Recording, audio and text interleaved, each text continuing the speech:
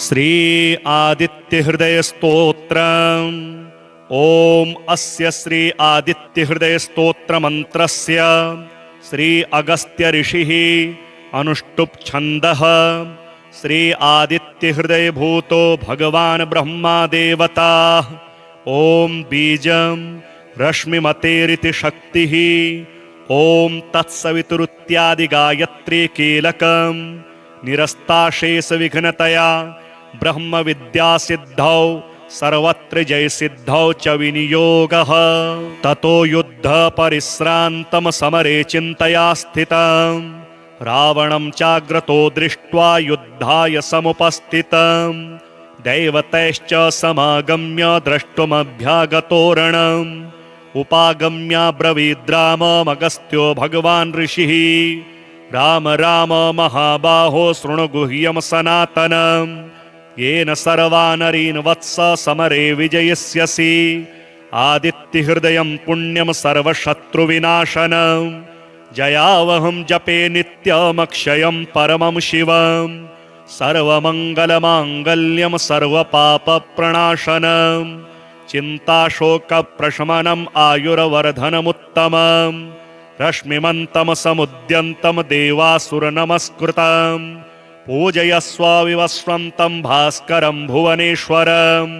सर्वदेवात्मको ह्येष तेजस्वी रश्मिभावनः एष देवासुरगणान् लोकान् पाति गभस्तिभिः एष ब्रह्मा च विष्णुश्च शिवः स्कन्दः प्रजापतिः महीन्द्रो धनदः कालो यमः सोमो ह्यपाम्पतिः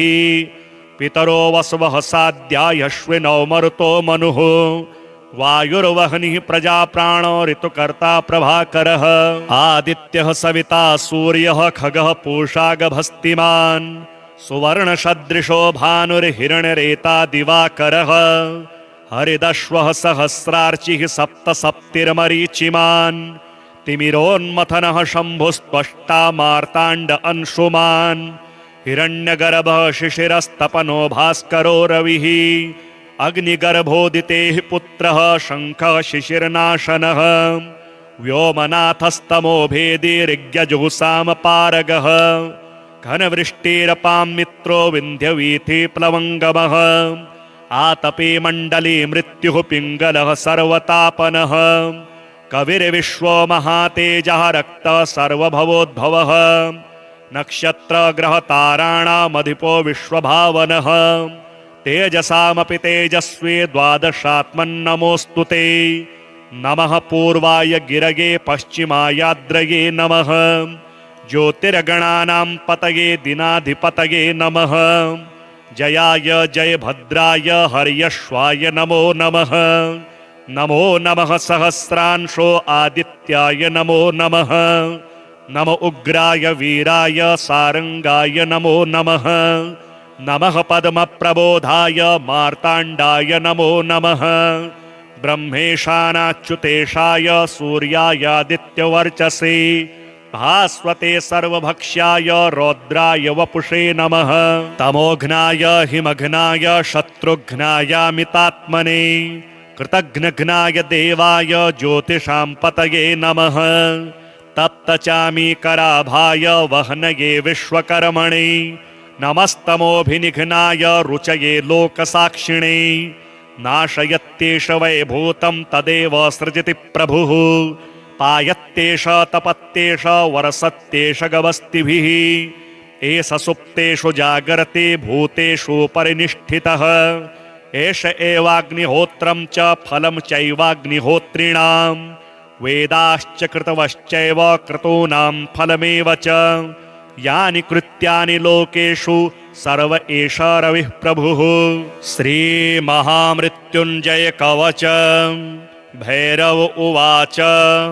शृणुष्व परमेशानि कवचं मनमुखोदितं महामृत्युञ्जयस्यास्य न देयं परमाद्भुतं यं धृत्वा यं पठित्वा च श्रुत्वा च कवचोत्तमं त्रैलोक्याधिपतिर्भूत्वा सुखितोऽस्मि महेश्वरी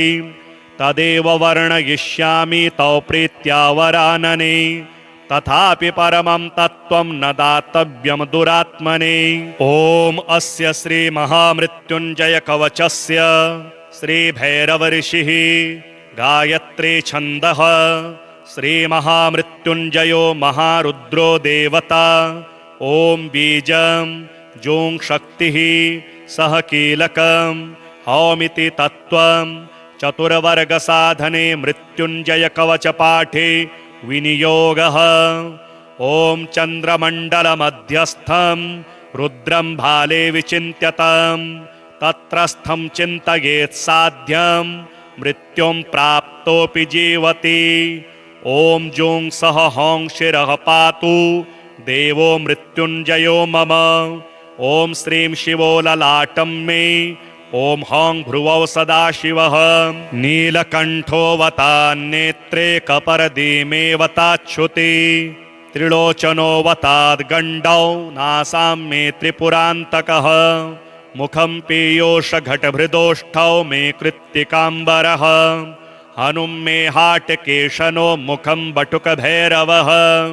कन्धरां कालमथनो गलं गणप्रियोऽवतु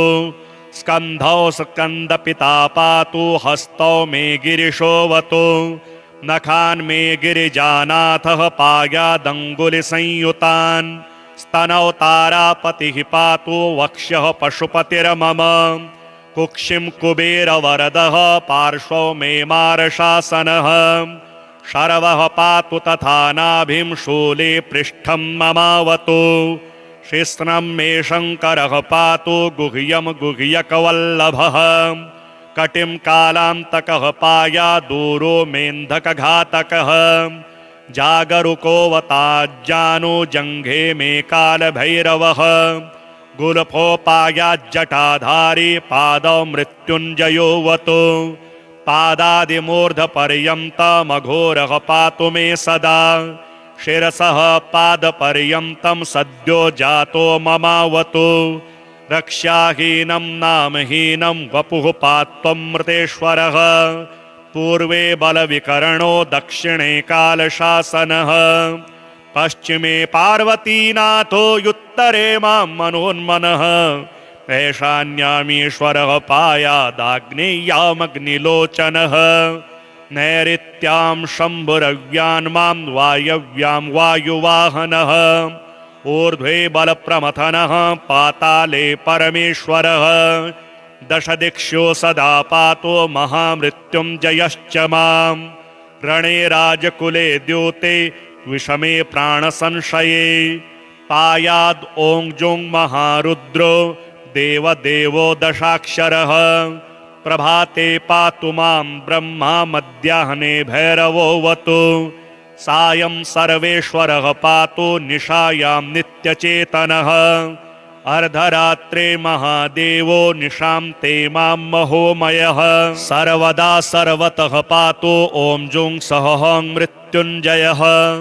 इतीदं कवचं पुण्यं त्रिषु लोकेषु दुर्लभम् सर्वमन्त्रमयं गुह्यं सर्वतन्त्रेषु गोपितं पुण्यं पुण्यप्रदं दिव्यं देवदेवाधिदैवतं य इदं च पठेन्मन्त्रे कवचं वार्चयेत्ततः तस्य हस्ते महादेवी त्र्यम्बकस्याष्टसिद्धयः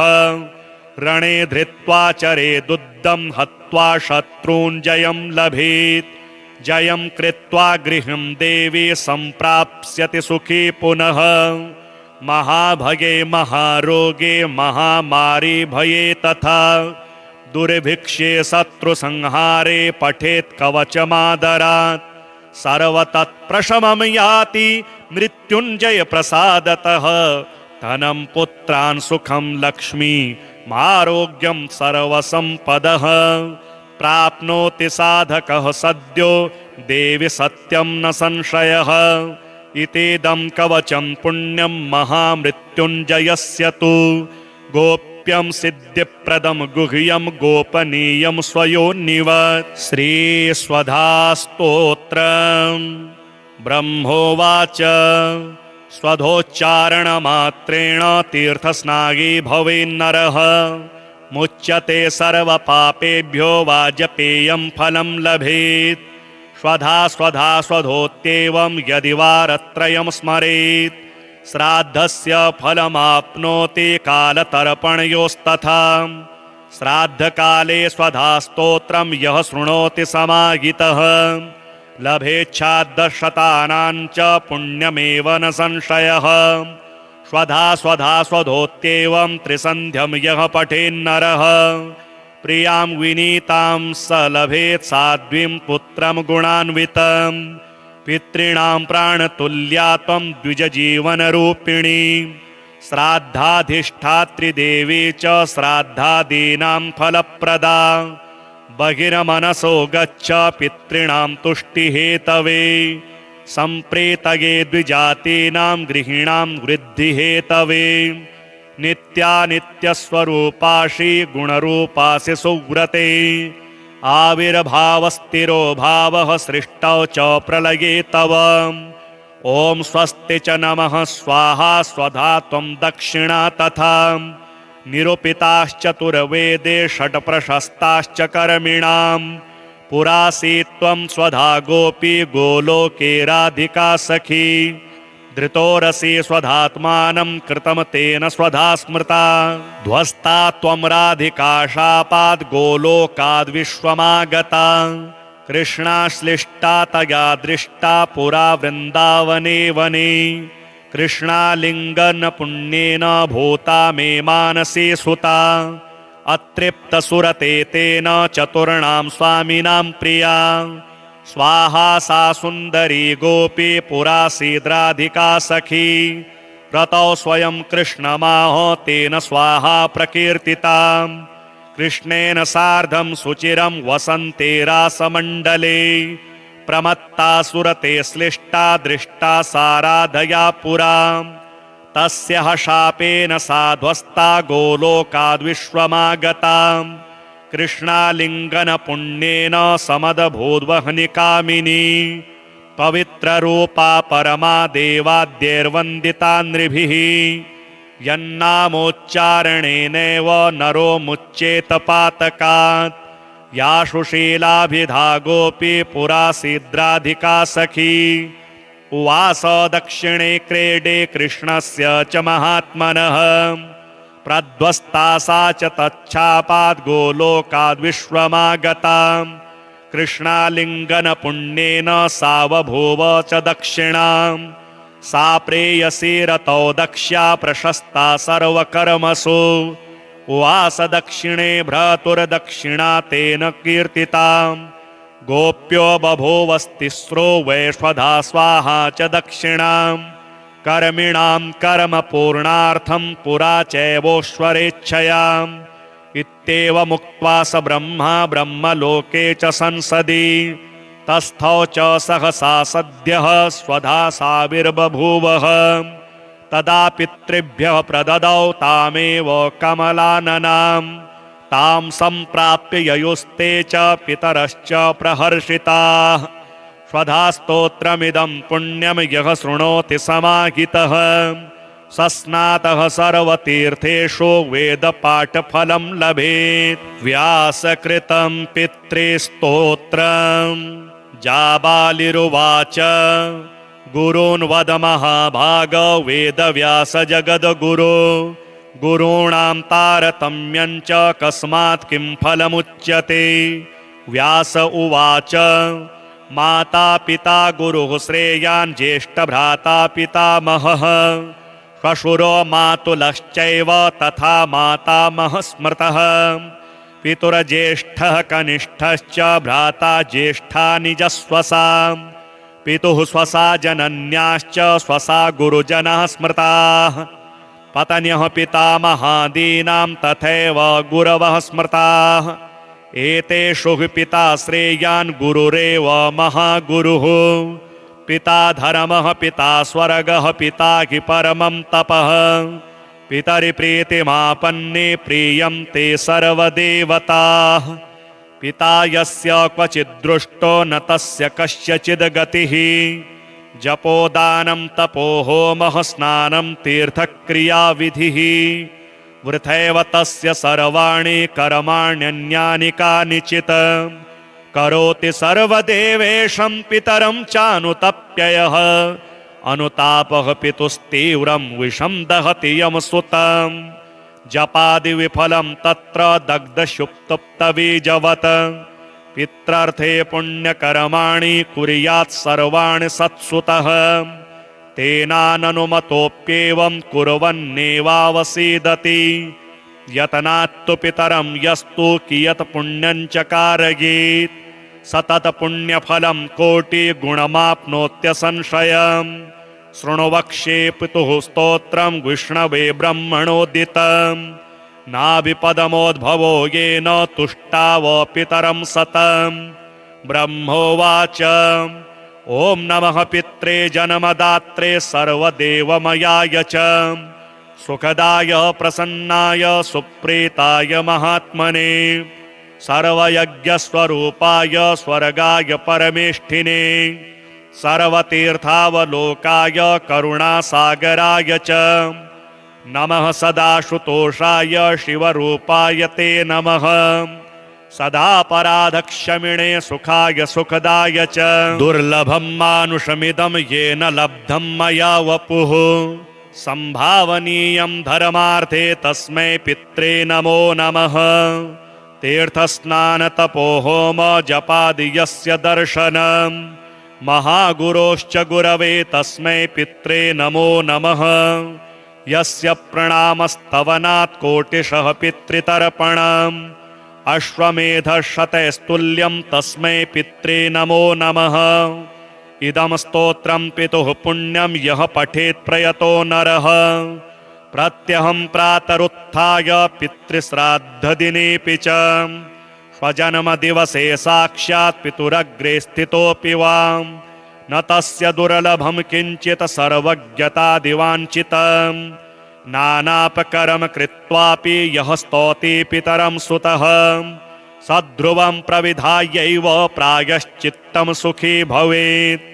पितुः प्रीतिकरो नित्यं सर्वकर्माण्यथार्हति ॐ अस्य श्री आदित्यहृदय स्तोत्र मंत्रस्य श्री अगस्त्य ऋषिः अनुष्टुप् छन्दः श्री आदित्यहृदय भूतो भगवान् ब्रह्मा देवता ॐ बीजं रश्मिमतेरिति शक्तिः ॐ तत्सवितुरित्यादि गायत्री कीलकं निरस्ताशेष विघ्नतया ब्रह्म विद्या सिद्धौ सर्वत्र जय सिद्धौ च विनियोगः ततो युद्ध परिश्रान्तं समरे चिन्तया स्थितं रावणं चाग्रतो दृष्ट्वा युद्धाय समुपस्थितं दैवतैश्च समागम्य द्रष्टुमभ्यागतोरणम् उपागम्याब्रवीद्राममगस्त्यो भगवान् ऋषिः राम राम महाबाहो शृणु गुह्यं सनातनं येन सर्वानरीन् वत्स समरे विजयिष्यसि आदित्यहृदयं पुण्यं सर्वशत्रुविनाशनं जयावहं जपे नित्यमक्षयं परमं शिवं सर्वमङ्गलमाङ्गल्यं सर्वपापप्रणाशनं चिन्ताशोकप्रशमनम् आयुर्वर्धनमुत्तमम् रश्मिमन्तं समुद्यन्तं देवासुरनमस्कृतं पूजयस्व विवस्वन्तं भास्करं भुवनेश्वरं सर्वदेवात्मको ह्येष तेजस्वी रश्मिभावनः एष देवासुरगणान् लोकान् पाति गभस्तिभिः एष ब्रह्मा च विष्णुश्च शिवः स्कन्दः प्रजापतिः महीन्द्रो धनदः कालो यमः सोमो ह्यपाम्पतिः पितरो वसवः साध्या यश्विनौ मरुतो मनुः वायुर्वह्निः प्रजाप्राणो ऋतुकर्ता प्रभाकरः आदित्यः सविता सूर्यः खगः पूषा गभस्तिमान् सुवर्णसदृशो भानुर्हिरण्यरेता दिवाकरः हरिदश्वः सहस्रार्चिः सप्तसप्तिर्मरीचिमान् तिमिरोन्मथनः शम्भुस्त्वष्टा मार्ताण्ड अंशुमान् हिरण्यगर्भः शिशिरस्तपनो भास्करो रविः अग्निगर्भोदितेः पुत्रः शङ्खः शिशिरनाशनः व्योमनाथस्तमो भेदी ऋग्यजुहुसामपारगः घनवृष्टिरपां मित्रो विन्ध्यवीथि प्लवङ्गमः आतपे मण्डले मृत्युः पिङ्गलः सर्वतापनः कविर्विश्वो महातेजः रक्तः सर्वभवोद्भवः नक्षत्रग्रहताराणामधिपो विश्वभावनः तेजसामपि तेजस्वी द्वादशात्मन्नमोऽस्तु ते नमः पूर्वाय गिरगे पश्चिमायाद्रये नमः ज्योतिर्गणानां पतये दिनाधिपतये नमः जयाय जयभद्राय हर्यश्वाय नमो नमः नमो नमः सहस्रांशो आदित्याय नमो नमः नम उग्राय वीराय सारंगाय नमो नमः नमः पद्मप्रबोधाय मार्ताण्डाय नमो नमः ब्रह्मेशानाच्युतेशाय सूर्यायादित्यवर्चसे भास्वते सर्वभक्ष्याय रौद्राय वपुषे नमः तमोघ्नाय हिमघ्नाय शत्रुघ्नायामितात्मने कृतघ्नघ्नाय देवाय ज्योतिषां पतये नमः तप्तचामीकराभाय वह्नये विश्वकर्मणे नमस्तमोभिनिघ्नाय रुचये लोकसाक्षिणे नाशयत्येष वैभूतं तदेव सृजति प्रभुः पायत्येष तपत्येष वरसत्येष गवस्तिभिः एष सुप्तेषु जागर्ते भूतेषु परिनिष्ठितः एष एवाग्निहोत्रं च फलं चैवाग्निहोत्रिणां वेदाश्च कृतवश्चैव क्रतूनां फलमेव च यानि कृत्यानि लोकेषु सर्व एष रविः प्रभुः श्रीमहामृत्युञ्जय कवच भैरव उवाच शृणुष्व परमेशानि कवचं मनमुखोदितं महामृत्युञ्जयस्यास्य न देयं परमाद्भुतं यं धृत्वा यं पठित्वा च श्रुत्वा च कवचोत्तमं त्रैलोक्याधिपतिर्भूत्वा सुखितोऽस्मि महेश्वरी तदेव वर्णयिष्यामि तौ प्रीत्या वरानने तथापि परमं तत्त्वं न दातव्यं दुरात्मने ॐ अस्य श्री महामृत्युञ्जय कवचस्य श्री भैरव ऋषिः गायत्री छन्दः श्री महामृत्युञ्जयो महारुद्रो देवता ॐ बीजं जों शक्तिः सह कीलकं हौमिति तत्त्वं चतुर्वर्गसाधने मृत्युञ्जय कवचपाठे विनियोगः ॐ चन्द्रमण्डलमध्यस्थं रुद्रं भाले विचिन्त्यतं तत्रस्थं चिन्तयेत् साध्यं मृत्युं प्राप्तोऽपि जीवति ॐ जों सह हौं शिरः पातु देवो मृत्युञ्जयो मम ॐ श्रीं शिवो ललाटं मे ॐ हौं भ्रुवौ सदाशिवः नीलकण्ठोऽवता नेत्रे कपर्दीमेवताच्छुति त्रिलोचनोऽवताद्गण्डौ नासां मे त्रिपुरान्तकः मुखं पीयूषघटभृदोष्ठौ मे कृत्तिकाम्बरः हनुं मे हाटकेशनो मुखं बटुकभैरवः कन्धरां कालमथनो गलं गणप्रियोऽवतु स्कन्धौ स्कन्दपिता पातु हस्तौ मे गिरिशोऽवतु नखान् मे गिरिजानाथः पायादङ्गुलिसंयुतान् स्तनौ तारापतिः पातु वक्ष्यः पशुपतिर्मम कुक्षिं कुबेरवरदः पार्श्वौ मे मारशासनः शर्वः पातु तथा नाभिं शूले पृष्ठं ममावतु शिस्नं मे शङ्करः पातु गुह्यं गुह्यकवल्लभः कटिं कालान्तकः पायादूरो मेन्धकघातकः जागरुकोऽवताज्जानुजङ्घे मे कालभैरवः गुल्फोपायाज्जटाधारी पादौ मृत्युञ्जयोऽवतु पादादिमूर्धपर्यन्तमघोरः पातु मे सदा शिरसः पादपर्यन्तं सद्यो जातो ममावतु रक्ष्याहीनं नामहीनं वपुः पात्वं मृतेश्वरः पूर्वे बलविकरणो दक्षिणे कालशासनः पश्चिमे पार्वतीनाथो युत्तरे मां मनोन्मनः ऐशान्यामीश्वरः पायादाग्नेय्यामग्निलोचनः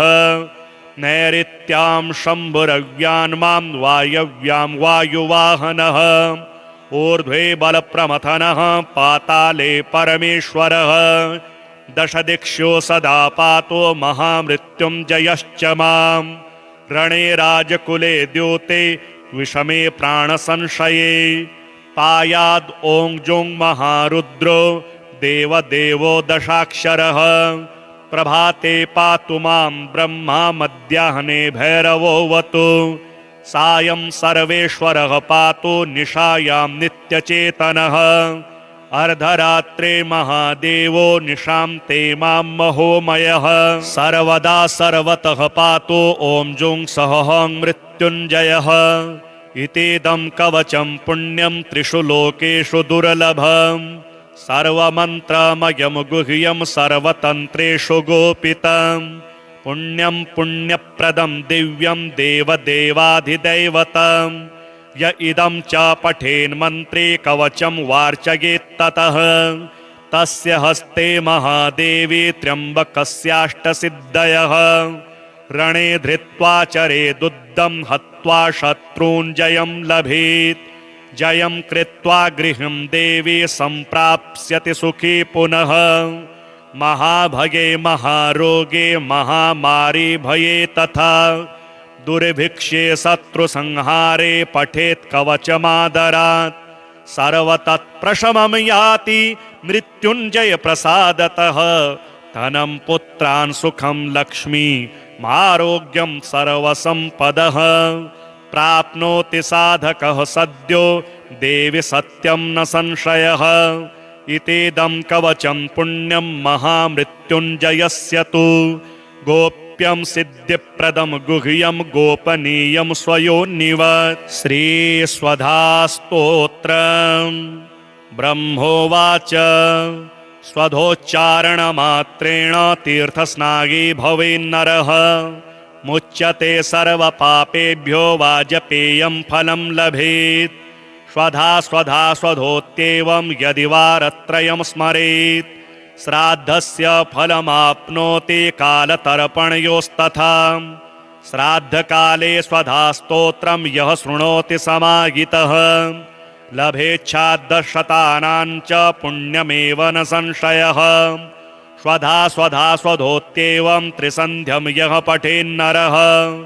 प्रियां विनीतां स लभेत् साध्वीं पुत्रं गुणान्वितं पितॄणां प्राणतुल्या त्वं द्विजजीवनरूपिणी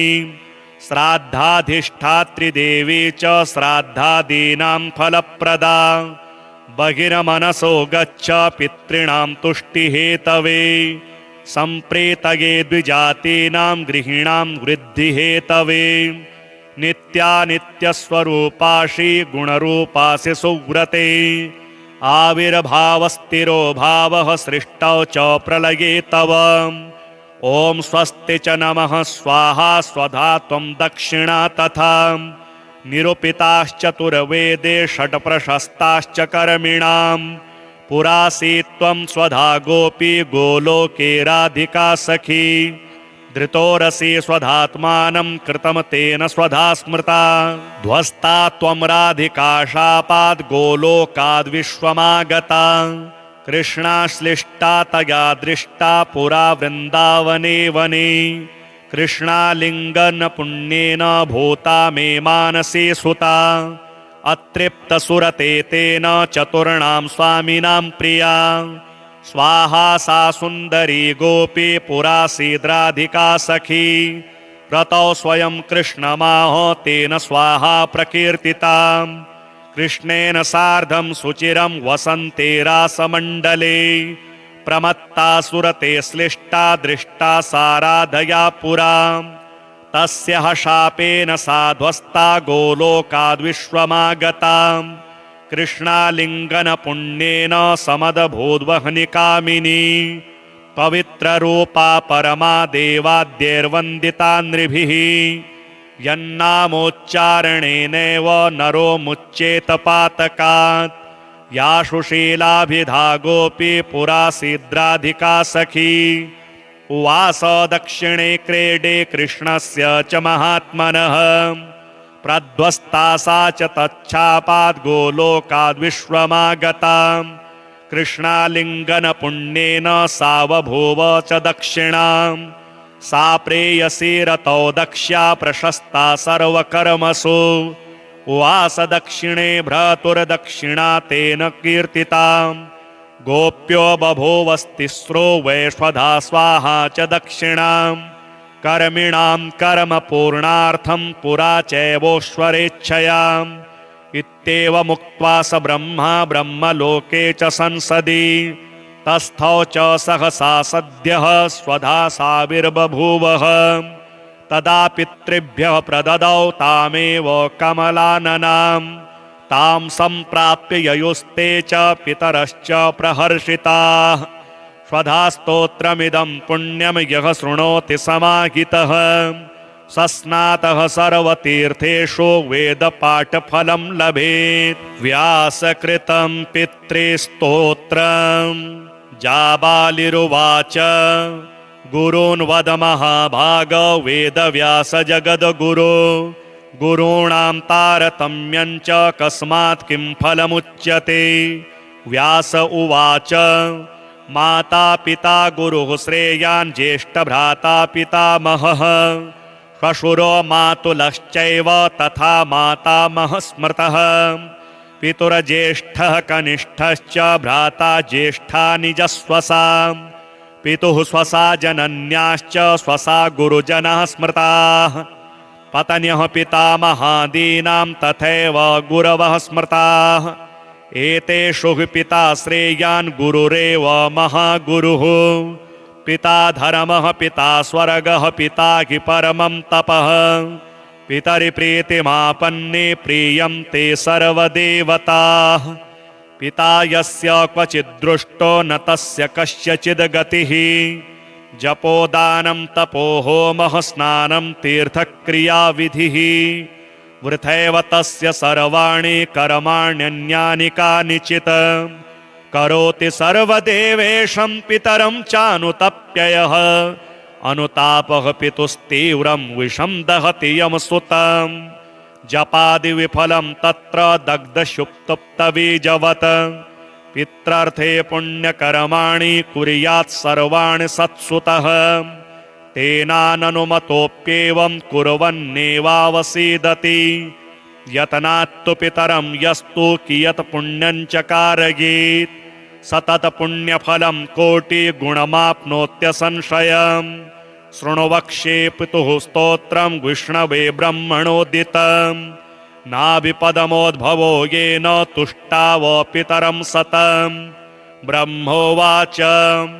ॐ नमः पित्रे जन्मदात्रे सर्वदेवमयाय च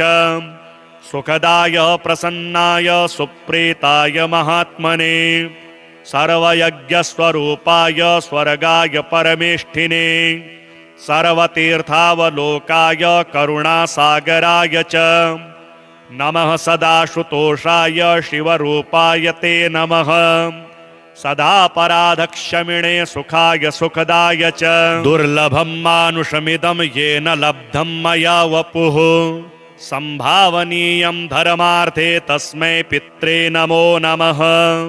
तीर्थस्नानतपो होम जपादि यस्य दर्शनं महागुरोश्च गुरवे तस्मै पित्रे नमो नमः यस्य प्रणामस्तवनात् कोटिशः पितृतर्पणम् अश्वमेधशतैस्तुल्यं तस्मै पित्रे नमो नमः इदं स्तोत्रं पितुः पुण्यं यः पठेत् प्रयतो नरः प्रत्यहं प्रातरुत्थाय पितृश्राद्धदिनेऽपि च स्वजन्मदिवसे साक्षात् पितुरग्रे स्थितोऽपि वां न तस्य दुर्लभं किञ्चित् सर्वज्ञतादिवाञ्छितं नानापकर्म कृत्वापि यः स्तौति पितरं सुतः सद्ध्रुवं प्रविधायैव प्रायश्चित्तं सुखी भवेत्